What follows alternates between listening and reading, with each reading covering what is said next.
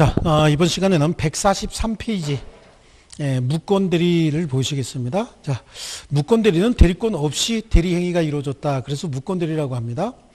자, 협의의 무권 대리와 표현 대리로 나눠지는데 법조문의 순서는 표현 대리가 먼저예요. 그런데 표현 대리도 상대방이 주장하지 않으면 이건 그냥 협의의 무권 대리이기 때문에 표현 대리에도 협의의 무권 대리는 다 들어가 있어요.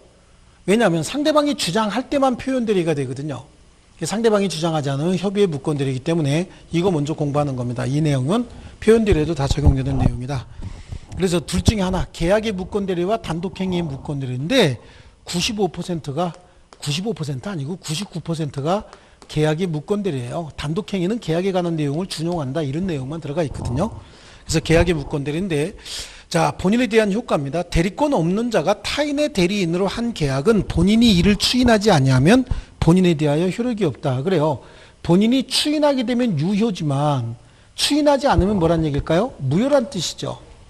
추인하게 되면 유효가 되고 추인하지 않으면 무효다. 그러니까 유효로 바뀔 수 있는 무효를 유동적 무효다라고 이렇게 해석을 한 것뿐입니다. 그래서 그 밑에 이제 본인의 추인권인데 자, 여기서 잠깐 보시면요. 본인이 추인하면 유효지만 추인하지 않으면 무효다. 그럼 상대방 시각에서는 추인할 건지 말 건지 알고 싶어지겠죠. 그래서 이때 협의의 무권 대리는 상대방이 본인에게 최고할 수 있어요. 추인할 건지 말 건지 알려달라고 최고할 수 있는데 최고는 상대방이 선의가 됐든 악의가 됐든 할 수 있고요. 또 자기에게 불리하면 상대방은 또 철회할 수도 있습니다. 철회는 상대방이 선의인 경우에만 철회할 수 있는데 이 최고든 철회든 본인이 추인하기 전에만 할 수 있는 것이지 본인이 추인하고 나면 최고고 철회고 할 수 없거든요. 그러면 최고는 누구에게 하느냐? 최고는 추인해달라는 부탁이기 때문에 본인에게만 최고할 수 있는 거예요. 그 대신 철회는 본인에게 철회할 수도 있지만 무권 대리인에게도 철회할 수 있습니다. 이에 대응해서 본인은 이 무권 대리 행위를 추인해서 내가 법률 효과를 가져가겠다라고 얘기할 수도 있고 자기에게 불리하면 추인을 거절해서 법률 효과를 부정해 버릴 수도 있습니다. 그럼 추인은 누구에게 하느냐?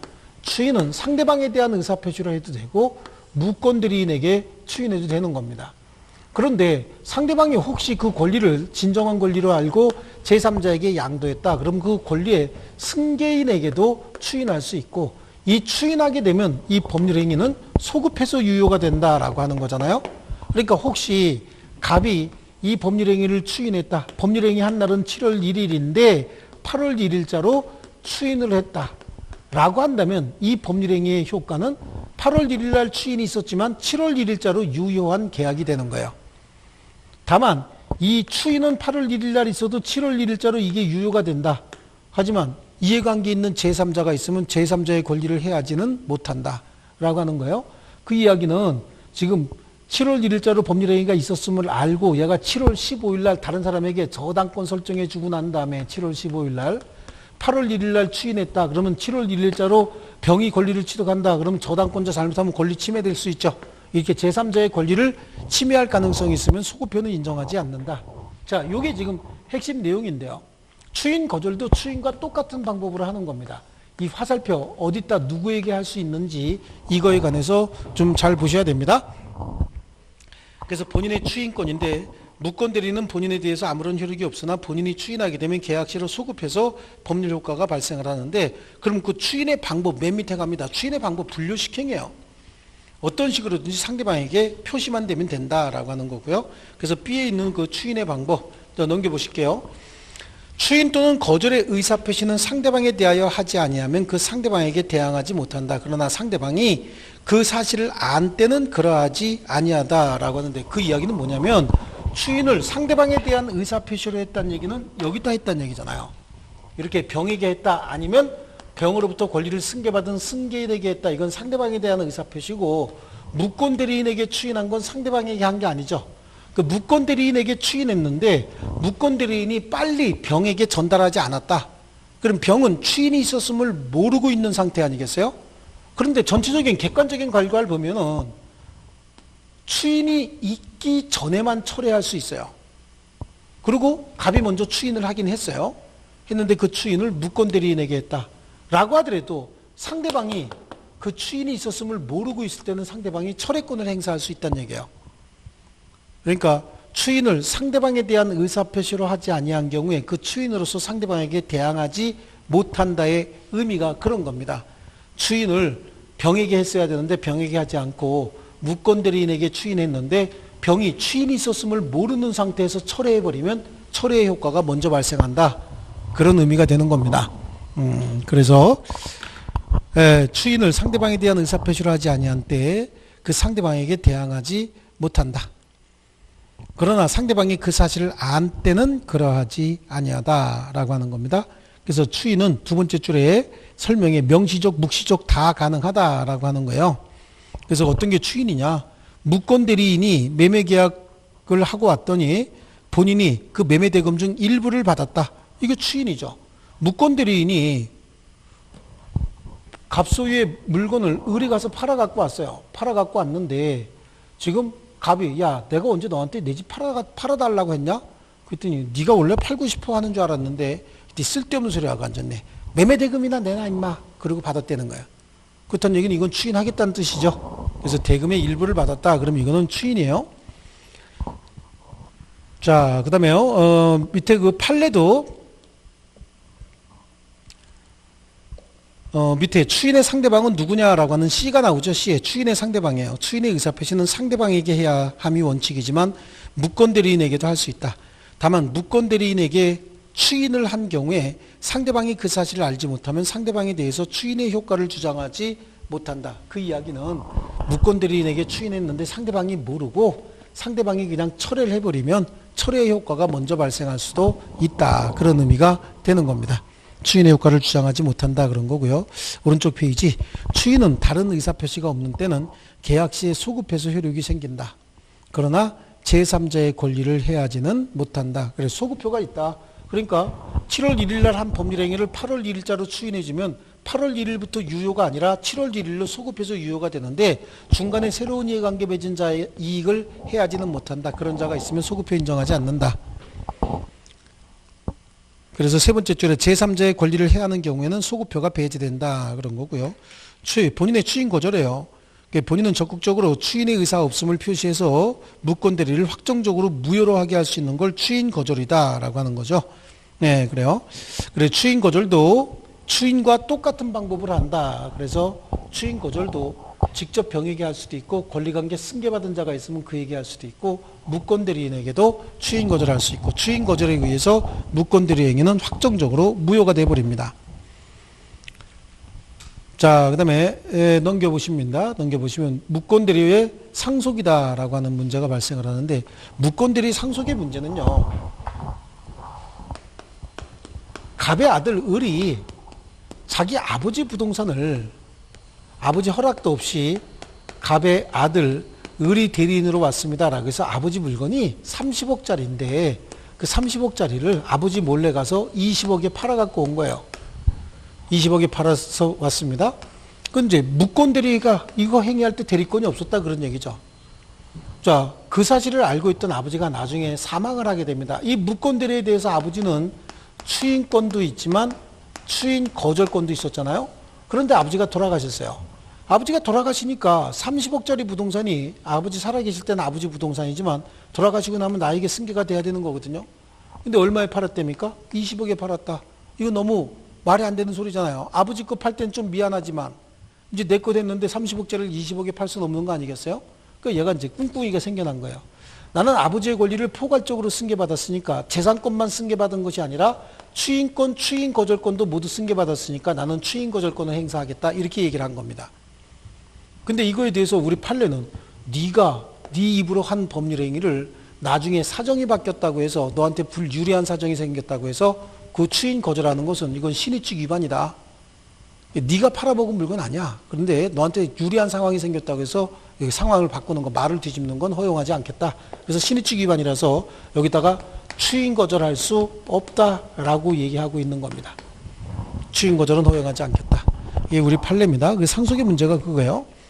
무권 대리인이 본인을 상속한 경우에 그래서 을이 대리권 없이 갑소유 부동산을 병에게 매도하고 병은 다시 정에게 전매한 후 정에게 전매한 건 큰 의미 없습니다.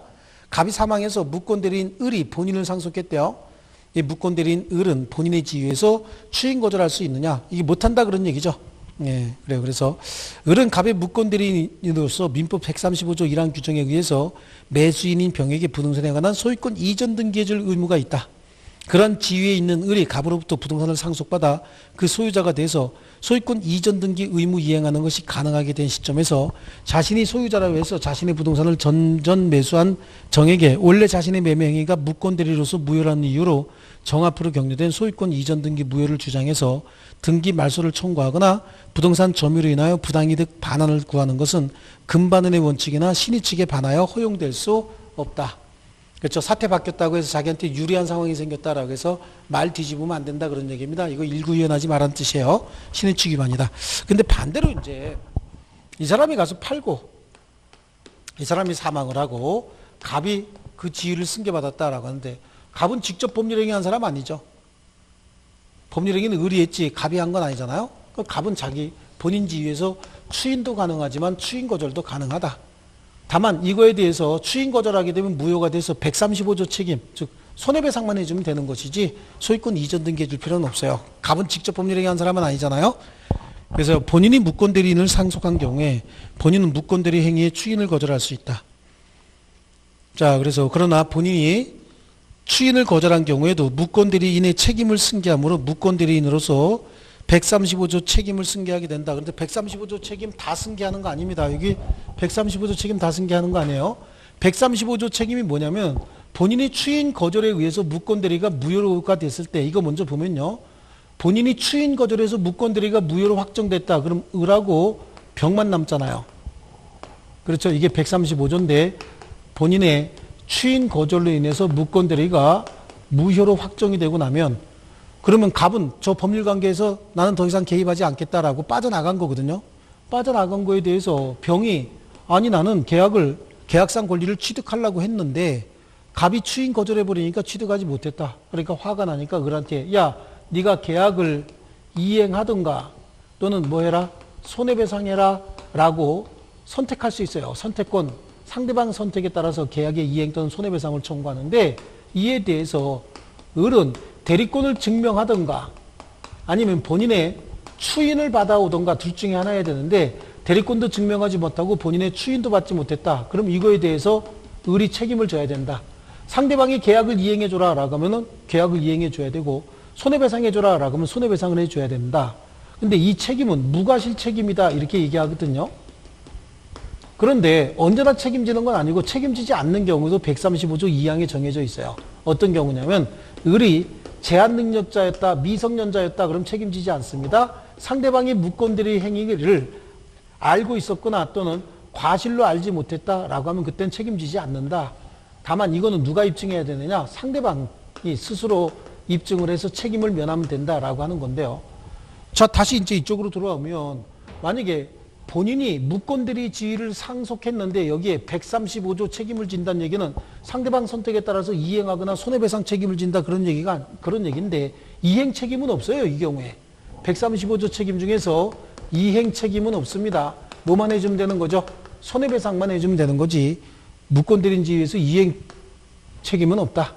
네, 그래 이게 우리 판례입니다. 이행해 줄 필요까지는 없다. 그래서 135조 책임을 승계하게 된다라고 할 때 135조 책임 밑줄 쭉 거놓으시고 그 책임에 이행 또는 손해배상 중에서 이행에는 X표 해주면 됩니다.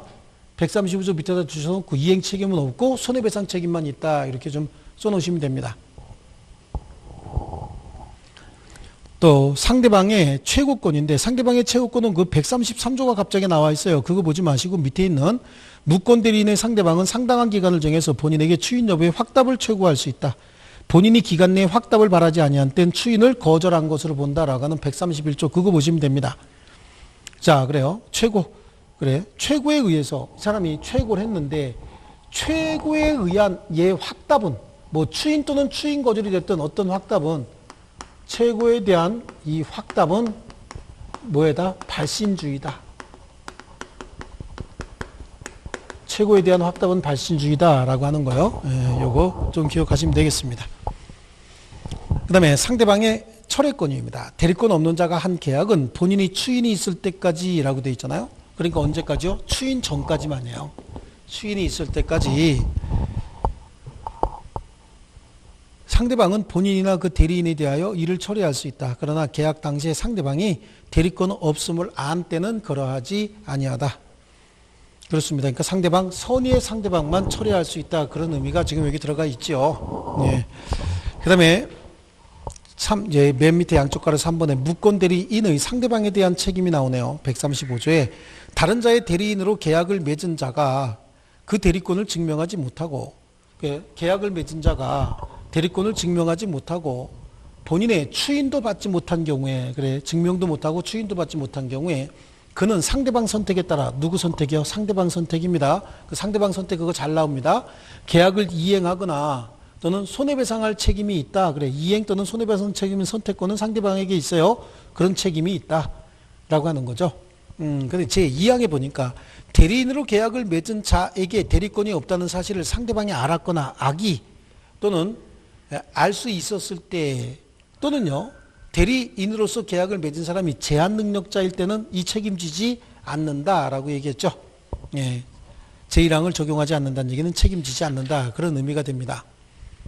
자, 책임 발생 요건이 별도로 지금 나오고 있습니다. 대리권 증명하지 못하고 추인도 받지 못하고, 그다음에 표현 대리도 성립하지 않고 상대방은 선의 무과실해야 돼요. 악의 또는 과실이 있으면 책임 묻을 수가 없다라고 하는 겁니다. 자, 그런 정도로 하고요.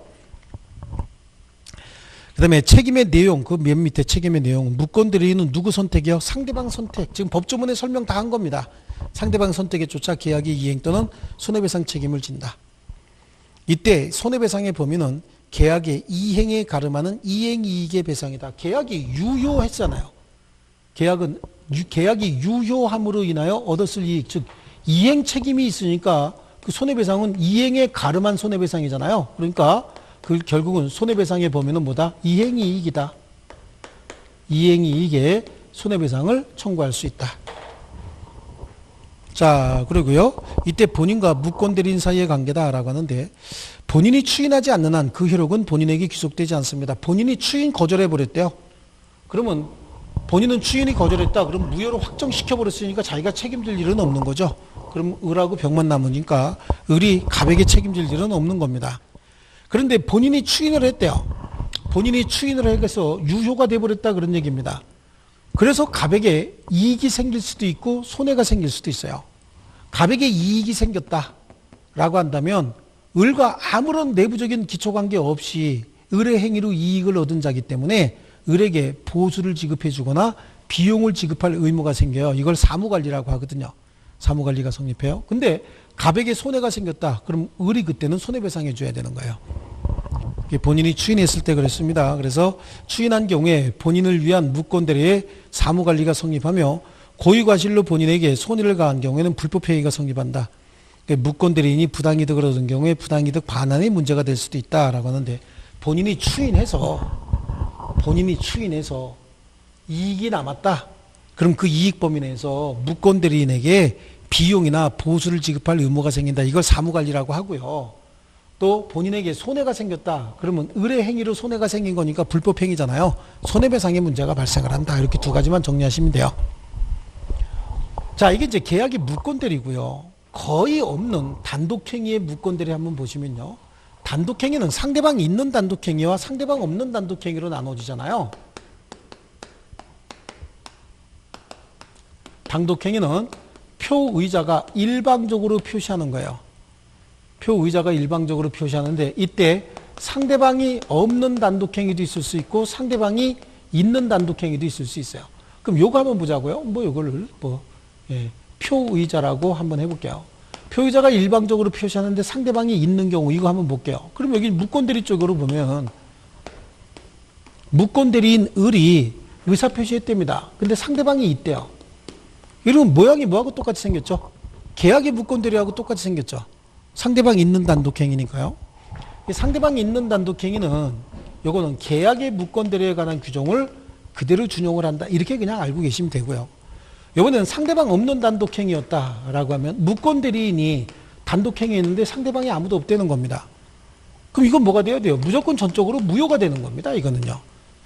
대리권도 없는 자가 상대방과 단독행위를 했다. 그럼 그거는 계약과 똑같은 형태니까 계약이 무권대리에 관한 규정을 여기다 그냥 적용하겠다는 거고, 상대방 없는 단독행위를 무권대리인이 했다? 그럼 그건 무조건 상대방이 없으니까 단독행위 효과도 발생하지 않는다. 무권대리인이 했기 때문에 그런 거예요. 그래서 거기 단독행위는 크게 신경 쓸 건 없고요. 상대방 없는 단독행위 그거 하나만 잘 보시면 돼요. 그래서 양쪽 가로 1번에 상대방 없는 단독행위의 무권대리는 본인의 추인 여부와 관계없이 언제나 절대적으로 무효가 된다. 근데 그 상대방 없는 단독행위 대신 재단법인 설립행위 이렇게도 나옵니다. 상대방 없는 단독행위 대신 재단법인 설립행위예요. 그래서 재단법인 설립행위를 무권대리인이 한 경우 이렇게도 나올 수 있다고요. 상대방 없는 단독행위 밑에다가 줄쳐놓고 재단법인 설립행위, 말이 그렇게 바뀌어 나올 수도 있다는 얘기예요. 자, 이렇게 돼서 우리 협의의 무권대리는 요 길로 마치기로 하겠습니다. 재단법인 상대방 없는 단독행위의 사례가 나오면 무조건 재단법인 설립행위로 나올 거란 얘기예요. 상대방 없는 단독행위가 유, 재, 포 네 가지예요. 유언, 유증, 재단법인 설립행위, 소유권, 점유권의 포기 네 가지니까 상대방 없는 단독행위라고 하는 말이 나오면 그 상대방 없는 단독행위를 무권대리인이 하면 무효다 이렇게 돼 있잖아요. 그 상대방 없는 단독행위라고 하는 말 대신 재단법인 설립행위가 들어갈 수 있다는 얘기예요. 상대방 없는 단독행위 네 가지 유형 중에 하나니까요. 그래서 그 말로 바뀌어 나올 가능성도 있다. 자, 그 밑에 이제 대리권 없는 을이 갑을 대리해서 150페이지입니다. 대리권 없는 을이 갑을 대리해서 병에게 갑소유 토지를 매도했습니다. 다음 설명 중 틀린 거 찾아라 이렇게 되어 있습니다. 틀린 건데요. 을이 갑을 단독 상속했답니다. 을은 본인의 지위에서 추인고절권 행사할 수 없다. 추인고절권 행사하면 이건 신의축 위반이라고 앞에서 얘기했고요. 을과 계약을 체결한 병은 갑의 추인의 상대방이 될 수 없다라고 하는데 아니죠. 추인은 얘한테도 할 수 있고요. 무권대리인에게도 할 수 있다 그랬잖아요. 방향이 지금 몇 군데로 나가서 하나, 둘, 세 군데로 나갔죠. 결국은 여기서 시험에 나온 겁니다. 이게 방향. 그래서 무권대리 쪽은 저 화살표 방향 가지고도 시험에 잘 냅니다. 답 2번이 답이네요. 그 다음에 3번 병의 추인은 무권대리 행위가 있었음을 알고 이를 추인해야 된다. 모든 추인은 그 무효임을 알고 또 원인이 종료되고 난 다음에 하는 거거든요. 그 다음에 갑이 을에게 추인한 경우에 병이 추인이 있었던 사실을 알지 못한 때 갑은 병에게 추인의 효과를 주장하지 못한다. 그래요. 추인이 있었다라고 주장 못하는 거야. 이때 병이 그냥 철회해버리면 철회 효과가 먼저 발생합니다.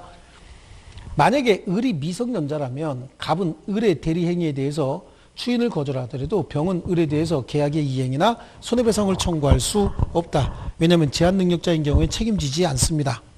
그래서 135조 책임까지 해서 그 문제 굉장히 좋은 문제입니다. 무권대리에 대해서 전반적인 문제가 거기에 다 포함이 되어 있는 겁니다. 자, 이렇게 해서 우리 협의의 무권대리 끝냈고요. 그 다음에 표현대리 세 가지 유형이요. 이 표현대리 세 가지 유형은 또 다음 시간에 계속하겠습니다.